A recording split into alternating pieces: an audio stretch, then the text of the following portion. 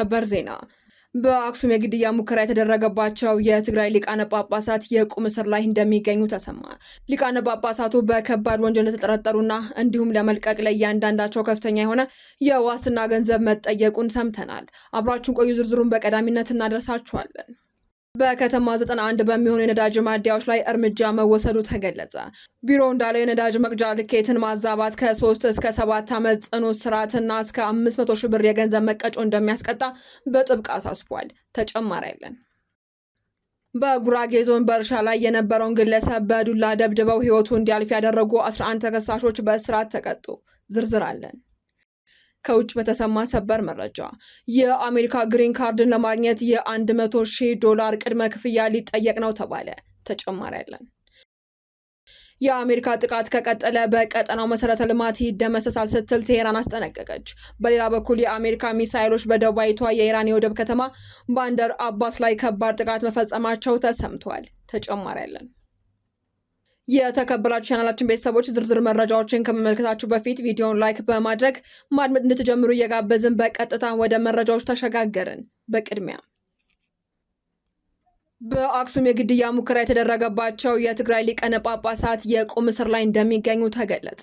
ሊቃነ ጳጳሳቱ ለእያንዳንዳቸው 300 ሺህ ብር የዋስትና ገንዘብ ተከፍለው የተለቀቁ ቢሆንም በአሁኑ ወቅትም በቁም እስር ላይ እንደሚገኙ ረዳቶቻቸው ገልጸዋል። ከኢትዮጵያ ኦርቶዶክስ ተዋሕዶ ቤተክርስቲያን በተነጠሉት አባቶች የተቋቋመው የመንበረ ሰላማ ካሳቴ ብርሃን ላዕላይ ቤተ ክህነት 2 ሊቃነ ጳጳሳት በጸጥታ አካላት ጥበቃ ስር የሆኑት ከቅዳሜ ሐምሌ 4 ቀን 2018 ዓ.ም ጀምሮ እንደሆነ ቢቢሲ ዘግቧል። በጉዳዩ ላይ ከክልሉ ማዕከላዊ ትግራይ ዞን ዋና አስተዳዳሪ ሽሻይ ግርማይና የአክሱም ከተማ የሰላምና ደህንነት ቢሮ ኃላፊ ቴድሮስ በየነ አስተያየት ለማግኘት የተደረገው ሙከራም እንዳልተሳካ የሀገር ውስጥ መገናኛ ብዙሃን ዘግበዋል። ቤተ ክህነቱ ባለፈው ሳምንት ረቡዕ ዕለት ባወጣው መግለጫ ብፁዕ አቡነ ናትናኤልና ብፁዕ አቡነ አረጋይ በተባሉ አባቶች መኖሪያ ቤት ላይ ተኩስ መከፈቱን ገልጾ ነበር። ድርጊቱንም የግድያ ሙከራ ሲል ማውገዙ ይታወሳል። ከክስተቱ በኋላም አቡነ ናትናኤል ሰኔ 9 ቀን 2018 ዓ.ም 6 ሰዓት ተኩል ተኩስ መከፈቱን መናገራቸው ይታወሳል። በተለይ አቡነ አረጋዊ ማረፊያ ክፍል የሚገኝበት ህንፃ ላይ አርፎ በተወሰነ መልኩም ህንፃውን ነድሎ ግማሽ ብሎኬት ተገንጥሎ ወድቋል ሲሉም ሁኔታውን መግለጻቸውን ዘገባው አክሏል። የአክሱም ከተማ ፖሊስ ከዚህ ክስተት ጋር በተያያዘም 3 ተጠርጣሪዎችን በቁጥጥር ስር መዋሉን ገልጾ ነበር። የከተማዋ የወንጀል ምርመራ ኃላፊ አሰፋ ገብረ ማርያም በተደረገው ማጣራት ድርጊቱ በሊቃነ ጳጳሳቱ መኖሪያ ቤት ጥቃት እንደተፈጸመ መረጋገጡን እንደተናገሩም ትግራይ ቴሌቪዥን ዘግቧል። ይሁን እንጂ ቅዳሜ ዕለት ደግሞ ተነጥሎ የተቋቋመው የትግራይ ሲኖዶስ ዋና ጸሐፊ የሆኑት አቡነ አረጋይና አቡነ ናትናኤል ወደ ፖሊስ ጣቢያ ተወስደው እንደነበር የአንዱ አባት ረዳት ዲያቆን የማነ ኃይላይ ተናግረዋል። የጳጳሳቱ አሽከርካሪ የሆኑት አብርሃም ገብረ ግርገሰም ይህንኑ አረጋግጠዋል። የአቡነ ናትናኤል ረዳት የሆኑት ዲያቆን የማን እንዳስረዱትም ሐምሌ 4 ቀን 2018 ዓ.ም 11 ሰዓት ገደማ ላይ ሁለቱ አባቶች ፖሊስ ጣቢያ የተወሰዱት ለጥያቄ እንደሚፈለጉ ተነግሯቸው ነው ብለዋል። የአቡነ ናትናኤል አሽከርካሪ የሆኑት አብርሃም ግርገሰም ወደ ፖሊስ ጣቢያ ተከትለው መሄዳቸውን አረጋግጠዋል። ይሁን እንጂ ከሰዓታት በኋላ ፖሊስ ሊቃነ ጳጳሳቱ በከባድ ወንጀል እንደተጠረጠሩ እንዲሁም ለመልቀቅ ለእያንዳንዳቸው የ300 ሺህ ብር የዋስትና ገንዘብ መጠየቁንም አሽከርካሪዎቹ አስረድተዋል። ይህ ገንዘብ ተከፍሎ ሊቃነ ጳጳሳቱም የተለቀቁ ቢሆን አሁንም ድረስ የቁም እስረኛ መደረጋቸውንም ዘገባው አክሏል። በአዲስ አበባ ከተማ 91 በሚሆኑ የነዳጅ ማደያዎች ላይ እርምጃ መወሰዱ ተገለጸ። የአዲስ አበባ ንግድ ቢሮ በ133 ነዳጅ ማደያዎች ላይ ባደረገው ዓመታዊ የሜትር ምርመራ የልኬት ማጭበርበር የተገኘባቸው 91 ማደያዎች ላይ አስተዳደራዊና ሕጋዊ እርምጃ መውሰዱን አስታውቋል። ቢሮው በወሰደው እርምጃ መሰረትም 3 ማደያዎች ከፍተኛ መጠን አጉድለው በመገኘታቸው ክስ ተመስርቶባቸዋል ተብሏል። በተጨማሪም 3 ማደያዎች ከነዳጅ ትስስር የታገዱ ሲሆን የቀሩት 85 ማደያዎች ላይ ደግሞ የጽሑፍ ማስጠንቀቂያ መሰጠቱን ቢሮ ባወጣው መግለጫ አስታውቋል። በመሆኑም የነዳጅ መቅጃ ልኬትን ማዛባት ከ3 እስከ 7 ዓመት ጽኑ እስራትና እስከ 500 ሺህ ብር የገንዘብ መቀጮ እንደሚያስቀጣ ቢሮ በጥብቅ አሳስቧል። በጉራጌ ዞን በእርሻ ላይ የነበረውን ግለሰብ በዱላ ደብድበው ሕይወቱ እንዲያልፍ ያደረጉ 11 ተከሳሾች በእስራት ተቀጡ። በጉራጌ ዞን ገደባኖ ጉታዛር ወለኔ ወረዳ አንድን የቤት አባወራ በጋራ በመደብደብ ለሞት የዳረጉት 11 ተከሳሾች በእስራት መቀጣታቸውን የጉራጌ ዞን ከፍተኛ ፍርድ ቤት አስታውቋል። ተከሳሾቹ ከሌሎች ግብረ አበሮቻቸው ጋር በመሆን በወለኔ ወረዳ እሬሶ ቀበሌ ጋዥሞ በተባለ አካባቢ ሰኔ 13 ቀን 2017 ዓ.ም የወንጀል ድርጊቱን ፈጽመውታል ተብሏል። የጉራጌ ዞን ፍትህ መምሪያ ኃላፊ አቶ ኤልያስ ሰብልጋ እንደገለጹት ተበዳይ አብድራሂም ሸፋ በእርሻ ላይ እየሰራ ባለበት ወቅት ተከሳሾቹ በዱላና በሌሎች ከባድ መሳሪያዎች በመደብደብ ከፍተኛ ጉዳት አድርሰውበታል ብለዋል። በሰዓቱም ተበዳይ በደረሰበት ከባድ የጭንቅላትና የአካል ጉዳት ምክንያት በሕክምና ላይ ያለ ህይወቱ ማለፉን ተገልጿል። ፍርድ ቤቱ አንደኛ፣ 8ኛና 11ኛ ተከሳሾችን በ15 ዓመት፣ 5ኛና 9ኛ ተከሳሾችን ደግሞ በ18 ዓመት እንዲሁም 2ኛ፣ 3ኛ፣ 4ኛ፣ 6ኛ፣ 7ኛና 10ኛ ተከሳሾችን እያንዳንዳቸውን በ16 ዓመት ከ6 ወር ጽኑ እስራት እንዲቀጡ መወሰኑንም አቶ ኤልያስ ጨምረው ተናግረዋል።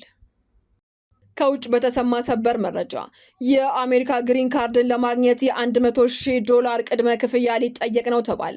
የዶናልድ ትራምፕ አስተዳደር ዝቅተኛ ገቢ ያላቸው ስደተኞች ወደ ሀገሪቱ እንዳይገቡ ለመግታት አዲስና ጥብቅ መመሪያ እያዘጋጀ መሆኑ ተሰምቷል። በታቀደው አዲስ ረቂቅ መመሪያ መሰረትም ከዩናይትድ ስቴትስ ውጪ ሆነው የቋሚ ነዋሪነት ፍቃድ ወይንም ግሪን ካርድ የሚያመለክቱ ግለሰቦች $100,000 የገንዘብ ዋስትና በቅድሚያ እንዲያስይዙ ሊገደዱ ይችላሉ ተብሏል። ይህ የተያዘው ገንዘብ አመልካቾች የአሜሪካን ዜግነት ሲያገኙ የሚመለስላቸው ሲሆን ዋና ዓላማውም አዲሶቹ ስደተኞች በራሳቸው መተዳደር የሚችሉ መሆናቸውንና የመንግስትን ድጋፍ እንደማይጠብቁ ለማረጋገጫነት እንዲያገለግል የተወሰደ ነው ተብሏል። የአሰራር በተለይ ከደሃ ሀገራት ለሚመጡና የአሜሪካ ዜግነት ያላቸው የቅርብ ዘመዶቻቸውን ወይንም ትዳር አጋር፣ ወላጅና እህትማማቾችን ለማስገባት ለሚፈልጉ ዝቅተኛ ገቢ ያላቸው ዜጎች ትልቅ እንቅፋት እንደሚሆንም ተገልጿል። የአሜሪካ የውጭ ጉዳይ ሚኒስቴር መስሪያ ቤት መመሪያውን መጀመሪያ በጥቂት ሀገራት ላይ ለመፈተሽ አቅዷል ነው የተባለው። በመጨረሻም የአሜሪካ ጥቃት ከቀጠለ የቀጠናው መሰረተ ልማት ይደመሰሳል ስትል ቴሄራን አስጠነቀቀች። አሜሪካ በኢራን ላይ የምታደርሰውን መጠነ ሰፊ ጥቃት የምትቀጥል ከሆነ በሳውዲ አረቢያ እና በተባበሩት አረብ ኤምሬትስ የሚገኙ ስትራቴጂካዊ መሰረተ ልማቶች ሙሉ በሙሉ እንደሚደመሰሱ ቴሄራን በጥብቅ አስጠንቅቃለች። የኢራን ከፍተኛ ወታደራዊ እዝ የሃታም አልአነቢያ ማዕከላዊ መስሪያ ቤት ቃል አቀባይ ኢብራሂም ዞልፋጋሪብ ዛሬ በሰጡት መግለጫ ዋሽንግተን የኢራንን የኃይል ማመንጫዎችና ድልድዮች ኢላማ ለማድረግ የምታስበውን እቅድ ተግባራዊ ካደረገች የቀጠናው መሰረተ ልማቶች በኢራን ጦር ብርቱ የአረብ ብረት ምቶች ይደመሰሳል ብለዋል። ቃል አቀባዩ አክለውም አሜሪካ በስትራቴጂካዊው የሆርሙዝ ወሽመጥ ላይ ጣልቃ እንድትገባ በምንም መልኩ እንደማይፈቀድ ገልጸው የውጭ ኃይል በወሽመጡ ላይ የሚያደርገውን እንቅስቃሴ አንታገስም፣ ይህ የማይፈቀድ ቀይ መስመራችን ነው ሲሉ አስጠንቅቀዋል። ይህ የቴሄራን ጠንካራ መግለጫ የወጣው በሆርሙዝ ወሽመጥ ላይ የተፈጠረውን ቀውስ ተከትሎ በአሜሪካና በኢራን መካከል ያለው ወታደራዊ ውጥረት በከፍተኛ ደረጃ በናረበት በዚህ ወቅት ነው። በሌላ በኩል የአሜሪካ ሚሳይሎች በደቡባዊቷ የኢራን የወደብ ከተማ ባንደር አባስ ላይ ከባድ ጥቃት መፈጸማቸው ተሰምቷል። የአሜሪካ ጦር በደቡባዊቷ ስልታዊት የወደብ ከተማ ባንደር አባስ እና በሌሎች ቁልፍ የኢራን ወታደራዊ ይዞታዎች ላይ ያነጣጠረ መጠነ ሰፊ የሚሳይልና የቦምብ ጥቃት መፈጸሙ ተረጋግጧል። የኢራኑ ፋርስ የዜና ወኪል እንደዘገበውን በከተማዋና በአካባቢው ባሉ ወታደራዊ ማዕከላት ላይ የአሜሪካ ሚሳይሎች አርፈዋል። የአሜሪካ ማዕከላዊ ሴንትኮም ጥቃቱን በይፋ ያመነ ሲሆን ለክንውኑ የተጠቀመበት ተዋጊ አውሮፕላኖችና እጅግ ዘመናዊ የሆኑ የኢላማ መምቻ ሚሳይሎችን የሚያሳይ ተንቀሳቃሽ ምስል ይፋ አድርጓል። የአሜሪካ መከላከያ ሚኒስቴር ፔንታገን ጥቃቱን የፈጸመው በሆርሙዝ የባህር ወሽመጥ ላይ የሚንቀሳቀሱ ዓለም አቀፍ መርከቦችን ደህንነት የሚያሰጉ የኢራን ወታደራዊ መሰረተ ልማቶችን ለማውደም እንደሆነ ገልጿል። የአስከፊ ጥቃትን ተከትሎ በመላው የኢራን ወታደራዊ ክፍሎች ዘንድ ከፍተኛ ጥንቃቄ የታወጀ ሲሆን ቴሄራን ለአሜሪካ የማያዳግም የአጸፋ ምላሽ እንደምትሰጥም በጥብቅ በመዛት ላይ ትገኛለች። ዜናዎቻችን አበቃን። በሰላም ቆዩን።